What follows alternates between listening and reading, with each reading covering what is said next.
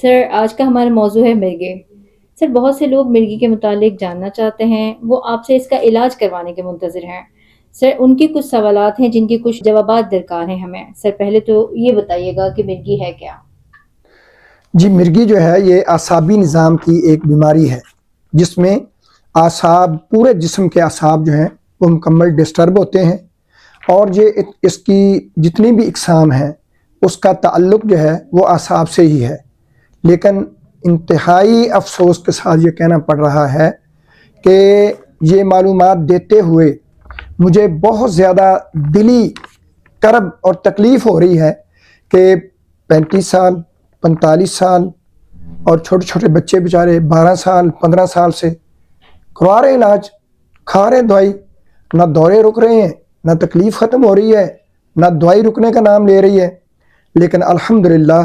اللہ رب العزت کی توفیق کے ساتھ میرے نزدیک جو میرا تجربہ ہے اس میں جتنے لوگوں کو اللہ کی توفیق کے ساتھ میں نے ٹریٹ کیا وہ سالوں پر محیط نہیں ہے، وہ ہفتوں اور مہینوں پر ہے۔ لاسٹ لیمٹ جس کو جناب 40 سال 50 سال ہو گئے اس کا میرے پاس 1 سال کا علاج ہے، اور الحمدللہ اس میں جب مریض دوائی کھاتا ہے تو پہلی دوائیاں سٹیپ بائی سٹیپ چھوڑ دیتا ہے، اور جب ٹھیک ہوتا ہے الحمدللہ دوبارہ زندگی میں مرگی کی دوائی کی ضرورت نہیں ہوتی۔ سر بتائیے گا مرغی کی علامات کیا ہیں جس سے اس کی تشخیص کی جا سکے؟ جی مرگی کی علامات جو ہیں اس میں مریض کو بعض مریض ایسے ہیں جن کو محسوس ہوتا ہے سر چکرا رہا ہے، یہاں سے کوئی آگ سی اٹھ رہی ہے اور جسم بے جان ہو رہا ہے، اور اسی دوران مریض جو ہے وہ گر جاتا ہے۔ جب گر جاتا ہے اس کو دورہ پڑتا ہے۔ بعض تو جن کے لمبے عرصہ سے یہ تکلیف چل رہی ہوتی ہے تو گھر والوں کو ویسے ہی پتہ ہوتا ہے کہ اب اس کو دورہ پڑنے لگا ہے تو وہ اس کو پکڑ لیتے ہیں، لیکن کچھ ایسے ہیں کہ جن کو نہیں پتہ چلتا، اور وہ جب گر جاتے ہیں جسم ان کا مکمل اکڑ جاتا ہے، کمان کی طرح بعض کا بن جاتے ہیں، ان کے پاؤں ہاتھ مڑ جاتے ہیں، منہ سے جھاگ بہنا شروع ہو جاتی ہے، اور جبڑے اتنے لاک جا لاک ہو جاتے ہیں، جبڑے اتنے یعنی کہ آپس کے اندر بھن جاتے ہیں کہ زبان اندر آ کر کٹ جاتی ہے اور منہ سے خون بہنا شروع ہو جاتا ہے۔ یہ بہت ہی تکلیف دہ ہے، مریض کے لیے تو تکلیف دہ ہے ہی، لیکن لواحقین کے لیے یہ اس سے 1000 گنا تکلیف دہ ہے کہ جو بیچارے اپنا وقت، اپنی زندگی، اپنا پیسہ اور ہر چیز برباد کر بیٹھتے ہیں، لیکن شفا نام کی کوئی چیز ان کو نہیں ملتی۔ الحمدللہ ہومیوپیتھک طریقہ علاج میں اللہ کی توفیق کے ساتھ اس کی مکمل شفا یابی موجود ہے اگر مریض ہمارے ساتھ کوآپریٹ کریں تو۔ سر اس کی کچھ وجوہات بھی ہو سکتی ہیں؟ جی اس کی وجوہات ہوتی ہیں، وجوہات کی بنا پر ہی تو بیماری مرض وجود میں آتی ہے۔ تو اس میں کچھ وجوہات ہوتی ہیں جو خاندانی، اس کو موروثی کہتے ہیں، تو اسی طرح کچھ پیدائشی ہوتی ہیں، بچہ بھی ماں کے پیٹ میں ہوتا ہے، ماں نے کوئی ایسی چیز کھا لی، ایسی کوئی اس کو میڈیکیشن دے دی گئی ڈیورنگ پریگننسی، بچہ پیدا ہوتا ہے تو وہ مرگی زدہ بچہ ہوتا ہے۔ اسی طرح بعض اوقات بچے جو ہے وہ بچپن میں گر جاتے ہیں، ان کو چوٹیں لگتی ہیں، جو گردن کے بل یا سر کے بل گرتے ہیں تو وہ ان کو ایسا معاملہ ہوتا ہے۔ تو یہ خوراک بھی ایسی اگر دی جائے جس کی وجہ سے نروس سسٹم جو ہے وہ ڈیمیج ہو تو وہ پھر اس کو فٹس پڑنے شروع ہو جاتے ہیں، دورے شروع ہو جاتے ہیں، یا ہائی گریڈ فیور بچپن میں ہو رہا ہو، اس کا کوئی ٹریٹمنٹ نہیں کیا گیا، وہ بار بار ہوتا ہے۔ جب ہائی گریڈ فیور ہوتا ہے مریض کو جھٹکے لگتے ہیں تو وہ اسی طرح سے ایپیلیپسی کے یا مرگی کے ہی جھٹکے ہوتے ہیں۔ تو اس کی یہ وجوہات ہیں، چوٹ لگنا، موروثی ہونا، ماں کے پیٹ کی وجہ سے ہونا، خوراک کا جو ہے وہ صحیح طور پر نہ اس کو ملنا، اور اسی طرح سے خوراک کا جزوے بدلنا پڑنا، میٹابولک ایفیکٹ بھی اس میں آ سکتا ہے۔ یہ اس کی چند ایک وجوہات ہوتی ہیں، ان کو مد نظر نہیں رکھا جاتا کیونکہ پوری دنیا میں ایک انٹرنیشنل پروٹوکول جو ہے WHO کا، اس کے تحت ایک سالٹ ہے، وہ کوئی بھی وجہ نہیں پوچھی جاتی اور وہ اس کو دے دیا جاتا ہے۔ لیکن الحمدللہ ہومیوپیتھک کا یہ ترہ امتیاز ہے، یہ اللہ تعالیٰ کی طرف سے ایک بہت بڑا عطیہ خداوندی ہے کہ چوٹ کی الگ دوائی ہوگی، وراثت کی مرگی کا علاج الگ ہوگا، پیٹ سے ہے تو اس کا الگ ہوگا، اور اگر خوراک کی وجہ سے ہے تو اس کا الگ ہوگا، اگر میٹابولک ایفیکٹ ہے تو اس کا الگ علاج ہوگا، اور جب ہوگا انشاءاللہ دوبارہ زندگی میں فٹس نہیں پڑیں گے اور مریض کو بار بار علاج کروانے کی انشاءاللہ ضرورت نہیں پڑے گی۔ ڈاکٹر صاحب اس کی کچھ اقسام بھی ہیں؟ جی مرگی کی اقسام کے بارے میں، چونکہ اس کی کازز کے بارے میں کبھی کوئی کسی نے سر درد نہیں لی، بس علامتیں سنی، مرگی ہے، دوائی لکھ لی، چلو جی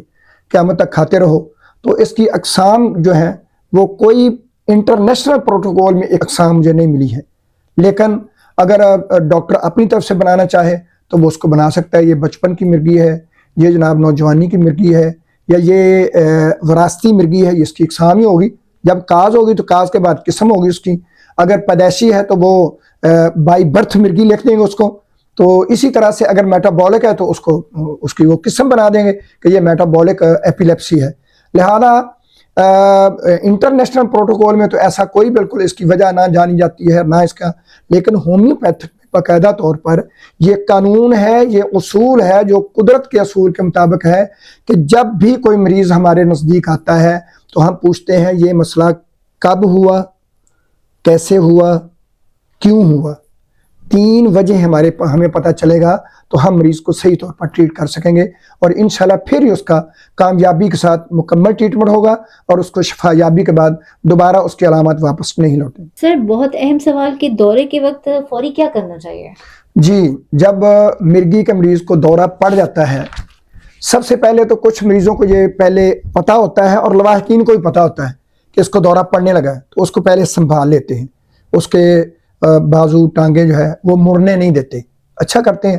لیکن جب دورہ پڑ چکا ہو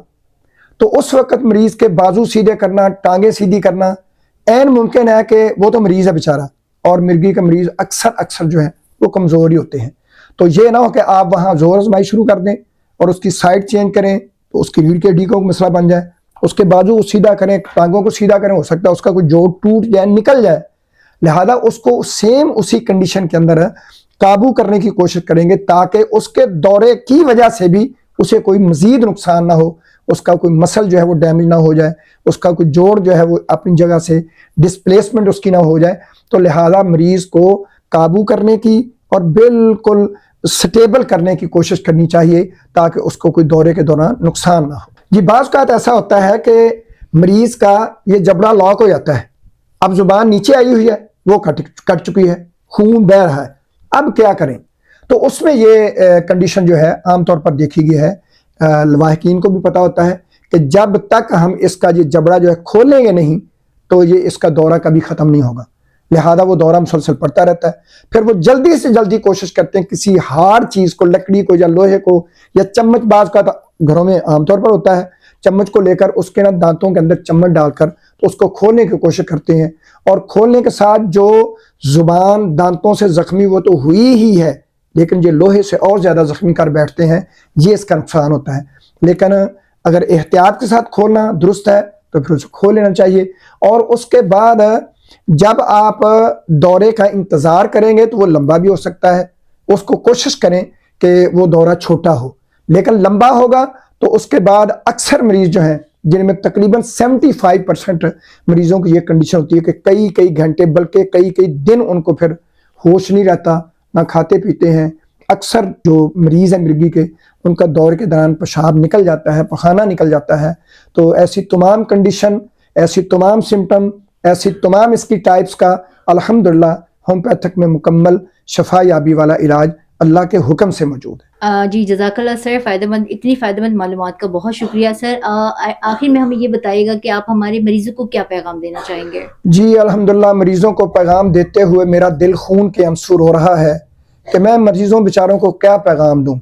جو ہمارے پاس آتا ہی 50 سال بعد ہے، 40 سال بعد ہے، 35 سال بعد آتا ہے، وہ اپنی جوانی گنوا بیٹھتا ہے. اور یقیناً میں اس پر دل میرا خون کے آنسو نہ روئے تو اور کرے بھی کیا، کیونکہ ایسی چیزیں انٹرنیشنل پروٹوکول میں جو نہیں ہیں وہ اللہ رب العزت نے ڈاکٹر ہانیمن اعظم رحمۃ اللہ علیہ کو عنایت فرمائی، کیونکہ انہوں نے مریضوں کے لیے قربانی دی، اپنا وقت قربان کیا، اپنا وطن قربان کیا، اپنا جو کمائی تھی، پیسہ تھا، وہ قربان کیا، حتیٰ کہ اپنے رشتہ داروں کو بھی چھوڑ کر وہ ایک الگ جگہ پر رہ گئے اور انہوں نے سالوں ہاں سال اس پر محنت کی، ریسرچ کی. وہ میں آپ کو بتا دیتا ہوں کہ سب سے بڑے حکیم پوری دنیا تمام جنوں انسانوں کے معالج جو ہیں وہ ہمارے نبی آخری نبی محمد رسول اللہ صلی اللہ علیہ وسلم ہے، اور میں نے بہت انٹرنیشنل پروٹوکول کو سرچ کیا کہ ہمارے نبی صلی اللہ علیہ وسلم نے جو فرمایا کہ کلونجی موت کے علاوہ تمام بیماریوں کے لیے شفا ہے، اور یہ بخاری و مسلم کی حدیث ہے، اور ابن ماجہ کے اندر جو حدیث ہے وہ اس کے اندر ثنا مکی کے بارے میں ہے کہ اگر مردے کو زندہ کرنے کا کوئی علاج ہوتا تو ثنا مکی ہوتا۔ واللہ